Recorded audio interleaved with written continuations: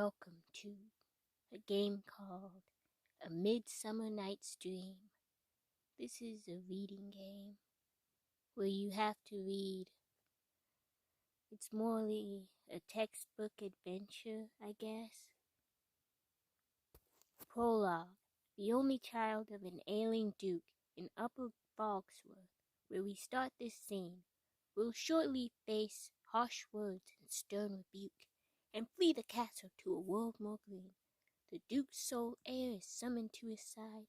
What next shall pass, your choices shall decide. An intolerable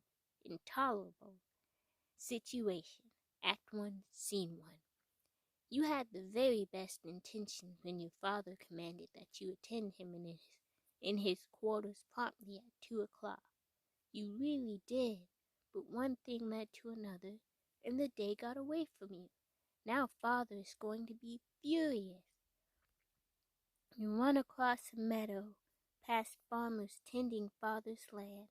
Some of them lean on their spades and watch you pass in surprise, not expecting to see the duke's heir tearing across their land in such haste. You must be at least an hour late, and you are going to get a stern lecture about responsibility.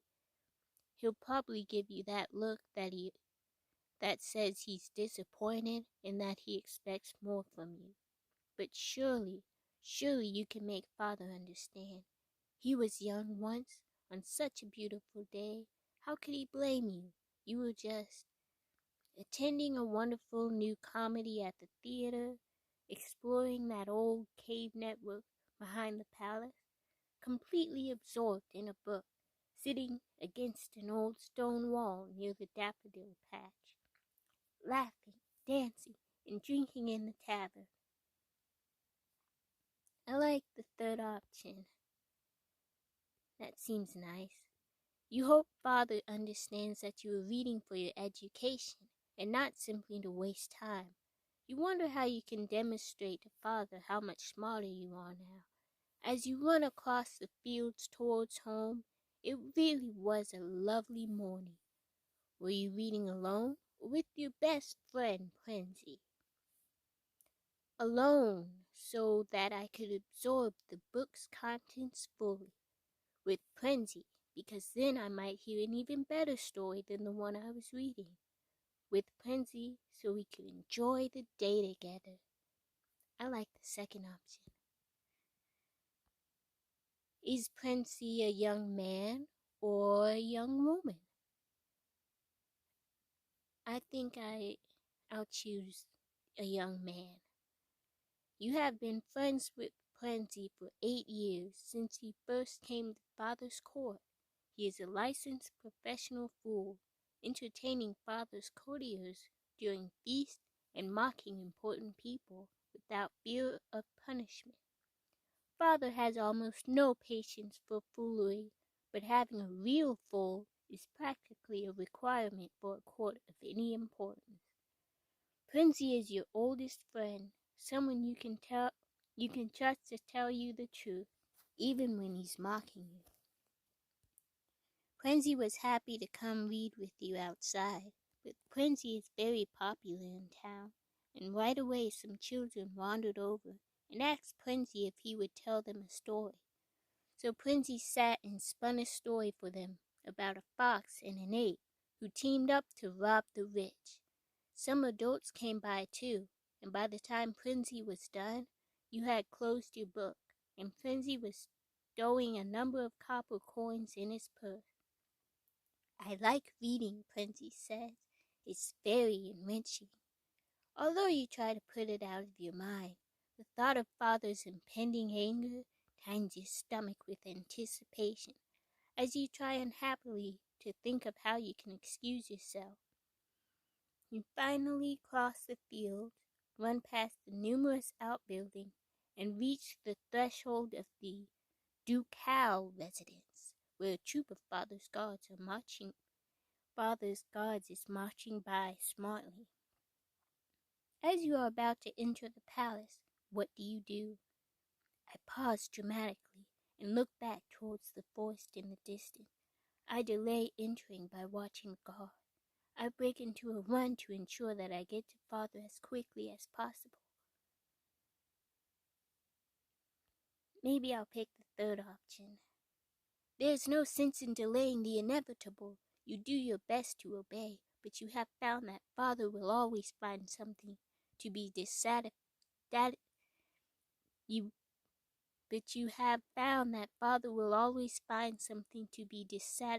with you about. You run upstairs, taking the steps 3 at a time, and tear down the hallway towards father's receiving chamber, panting and sweating.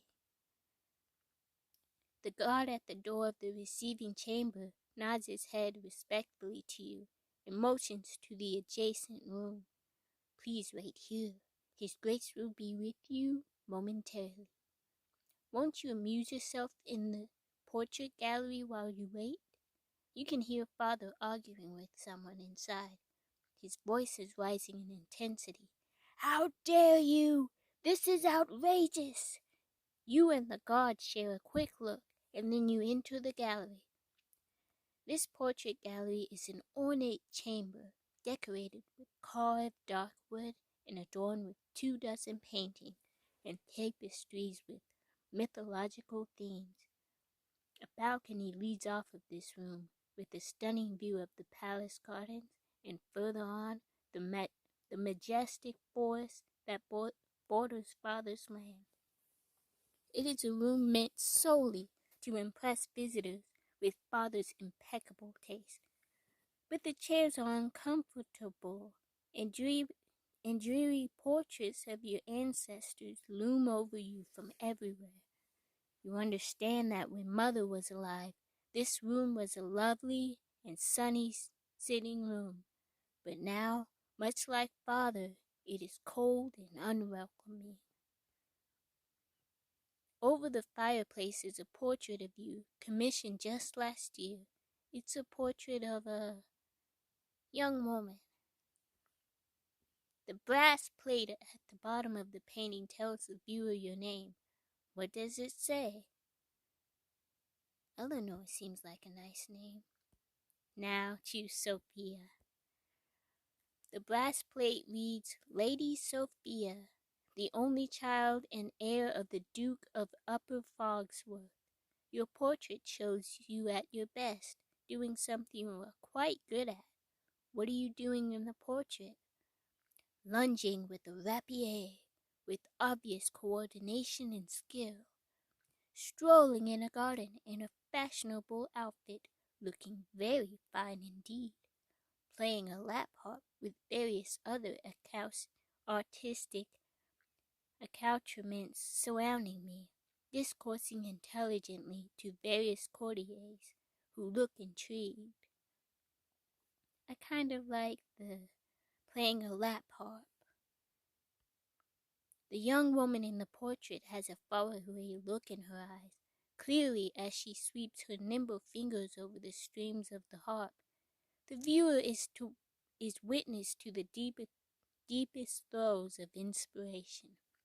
Parchment with fragments of verse and bits of music lie casually strewn on a nearby table. Here, the painting seems to suggest we are in the presence of the music. Your small portrait is dwarfed by your father's, which shows him as he was in his youth, about your age, in fact, which is when he became duke. The painting shows one of father's most notable early achievements. Father gained great glory in the field that you are weakest in. Unfortunately, that has always been a source of displeasure for him. What is your father doing in his portrait? He is on horseback in battle. He is socializing at a grand ball. He is sitting in his study, writing an erudite book in Latin. I'd say socializing. I've never been really good at that. Yes, father.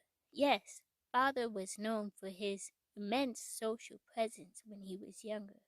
The portrait shows him surrounded by a crowd of nobles, vying for his favor. It is clear that a magnetic and winning personality, Father. It is clear what a magnetic and winning personality Father must at one time have had. You have never excelled at being charming or persuasive, not like Father. It's not for lack of effort. You spend a lot of time around people trying to be charming, saying charming things, telling jokes, making attractive expressions, but somehow it doesn't work. You know how you know how disappointed he is with you, but ever since Mother died, you were born. Father has been sick and bedridden. His illness has embittered him, and his powers of charm and persuasion have been sadly reduced.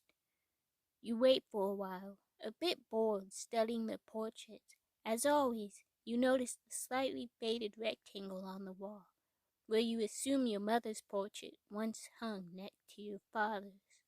You aren't sure exactly why it was removed when she died, and whenever you bring it up to Father, he shuts down the conversation entirely. You've heard rumors, but you aren't sure what to believe. Some say she died in childbirth, but some of the townsfolk say she was enchanted by a necromancer. And when some of the old women of the town say that when the moon is bright and the world is quiet, they can almost hear her singing in the forest near the palace. What do you feel when you think about your mother? Nothing in particular. I have many other things on my mind. I don't believe the legends of the townsfolk. That kind of magic only exists in silly stories, not in real life. It's strange. Sometimes if I close my eyes, I feel like I can almost see her feeding me. Then she disappears. Mostly, I'm angry. I know there's something Father isn't telling me. I believe in the stories. I listen for her voice, and although I haven't heard her yet, I keep listening. I like the last option. The shouting continues in the next room. It sounds like someone is banging on a table for emphasis. Maybe Father will get tired of shouting by the time he is ready to see you. But you somehow doubt it. You do wonder what's going on in there. Surely Father would understand if you eavesdrop just a little bit. After all, curiosity is the sign of a lively intellect and unquenchable thirst for knowledge. Father has always encouraged you to learn as much as you can. In a very real sense, it is as if he wishes you to eavesdrop on his meeting. How are you going to listen in? I know an unused door that connects the art gallery and Father's room. If I open it a bit, no one should notice. I go out to the balcony and lean over it. Maybe I can see into Father's window from there. I get the guard to leave so I can peek into Father's keyhole. Maybe the first one? You hold your breath and nudge the door open. Now you can see into Father's receiving chamber, which is also his bedroom, since he has been bedridden for years. He is propped up on the bed, a small tray that doubles as a writing desk. Perched on the bed next to him is strewn with papers, an inkstand, the ducal seal, and a ledger. Father is gesturing at a map of the duchy on the wall, and he is clearly very, very angry. Father's stringy gray hair frames his determined but fading noble features. As you look at Father, you feel the familiar mix of emotions you've come to associate with him.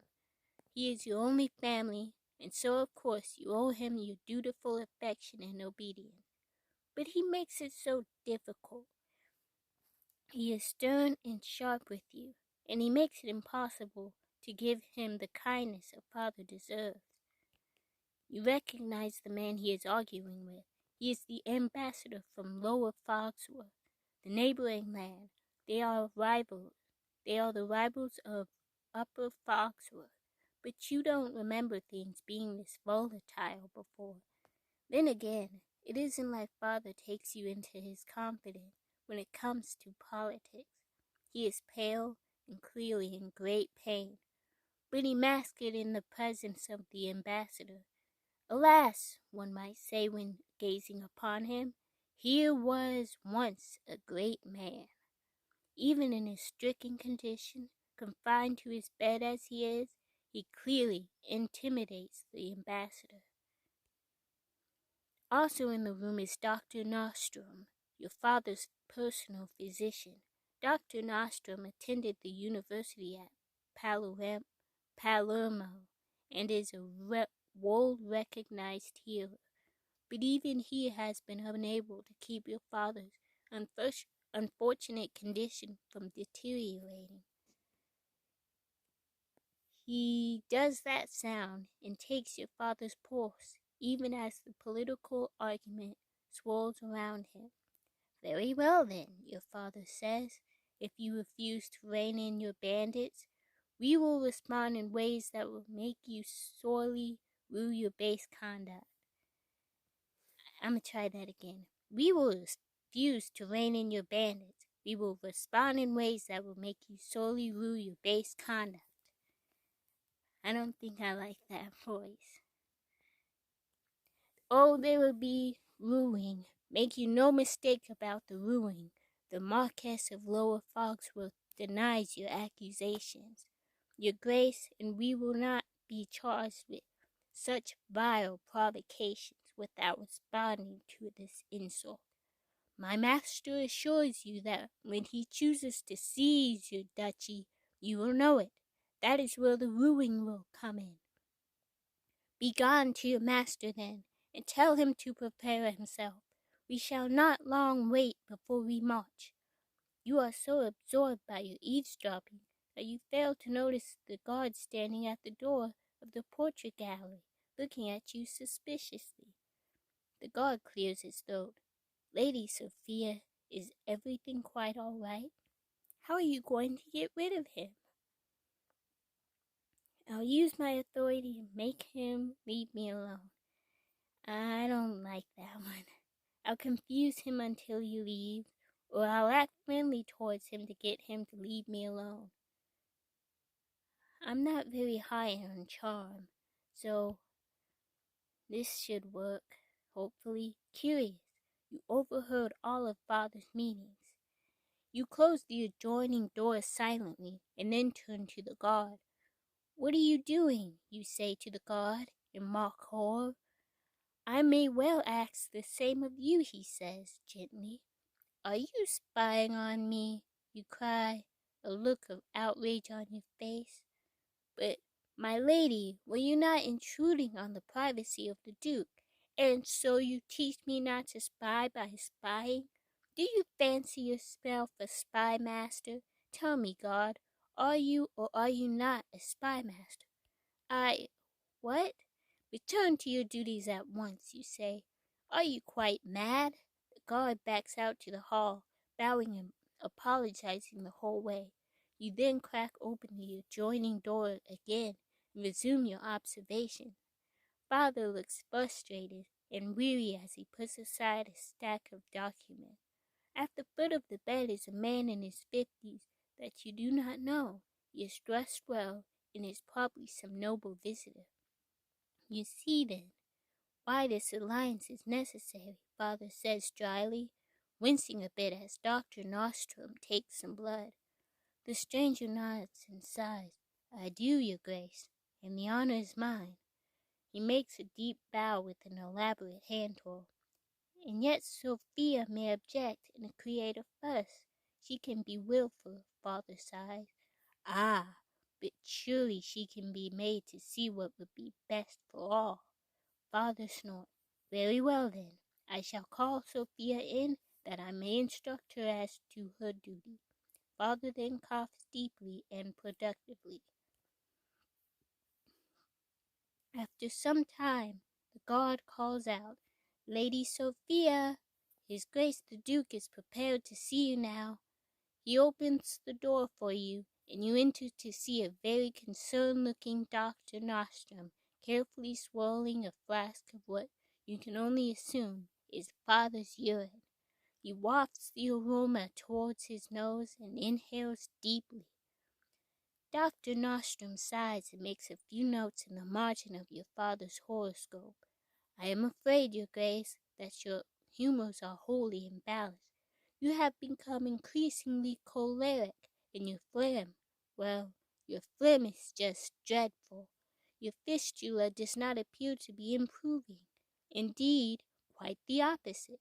You simply must rouse yourself from this bedchamber and take some healthful waters in a wholesome locale. Father wades him off, coughs a few times, chips uncomfortably on the bed, and says, Enough, enough, doctor. I know that I am not long for this world. It is for this reason that I have called Sophia to me now. He turns to you with a raised eyebrow. You were very late, I understand. Well, what do you have to say for yourself? I meet father's gaze steadily and make no excuses. I change the subject by trying to gauge him in a stimulating conversation. I try to act innocent. That seems most like me. You say nothing, but you try to offer father an angelic expression. You make your eyes as large as possible. Father and Dr. Nostrum stare at you for a moment. Finally, father says, Have you gone wholly mad, child? What on earth are you attempting to do with your face? Imitate the great gargoyles atop the chapel? Put your features back where they belong, and never make that face again. Lord, I fear I will see that look in my nightmares tonight. Dr. Nostrum slowly nods assent. Father pauses, and a wave of pain passes over his face. Dr. Nostrum clucks and administers a poultice to his forehead, slowly shaking his head and pursing his lips. My child, father says, warming up to his lecture. Oh, that was the father. My child, father says, warming to his lecture, you must above all else be admired by your subject. You must learn to act with grace and polish, and you must learn to maneuver in complex social situations. First observing, and then speaking and behaving in precisely the right way to create the effect you desire. A well-placed word can transform an enemy into a friend, but a poorly aimed word can do quite the reverse. Suppose you were the guest of a powerful landed commoner with pretensions to minor nobility. Let us say this commander asked you for the honor of a dance. How would you respond? Like this. I show him a few dance steps that end with me tripping and falling over. I would declare war at once. I would pretend I didn't understand the question, and when the opportunity arose, I would sneak away. I would laugh at the presumption of the offer. I'd demonstrate the laugh at some length. I don't know what to pick. How about this? Nah, I choose this one. Father looks horrified. No, no, no, he says. This is terrible. He shakes his head and looks almost sorry for you. Truly, I blame myself. This is what comes of you spending far too much time with Prinzy. I insist your close association come to an end. Truly, how could I expect you would be other than a fool when you spend your days learning from a fool? You begin to protest, to defend Prinzy, but father raises his hand. That is not why we are here today. We are here to discuss your immediate future. The world is changing, and our duchy is in peril. But I assume you are willfully ignorant of the larger world around you. I suppose you have no idea why I have called you here. You try to look well informed. Surely you mean the bandit situation in the forest, the tension with Lower Fogsworth, the recent visit from the ambassador. I'll choose this one. I noticed that the ambassador from Lower Fogsworth was here, and he did not seem to be bearing good news. Father looks briefly impressed, and he nods. Very good. If you are as informed as you seem to be, then you must also be aware that although our duchy is strong, our treasury is limited at this time. Thanks to the depredations of the forest bandits, we must knit an alliance with one who can help us to fill our coffers.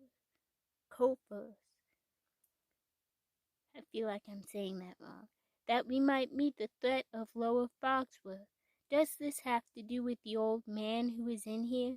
Is he hiding in here somewhere? Is this going to be a marriage proposal? Father, you cannot. You must not. Father opens and shuts his mouth a few times. How did you... Have you been spying on me? Father's face turns crimson. He tries to get out of bed, but collapses back, sweating and panting. Very well, very well. I am impressed. And since you know already what I am about to break to you, you have had time to conform yourself to my plan. Come out, Lord Pendergast, Father wheezes. It is time to speak to Sophia about the matter we discussed earlier. From behind the dressing screen, the old man you saw earlier steps slowly out and nods to you. I am honored to meet you. I am Lord Pendergast. He approaches you and creakily offers you a bow with a lot of flourishes, lifting your hand to his lips for a very wet kiss. This close you can see the wrinkles on his face. His lips are slightly abrasive to your hand. My lady, he says, my dulcet dove, this is so unexpected, so unlooked for, to have the chance to woo you for my own. How does the poem go? Ah, yes, come live with me and be my love. I shall be a most attentive husband to you. He devotes some more attention to your hand before you manage to extract it. Father clears his throat.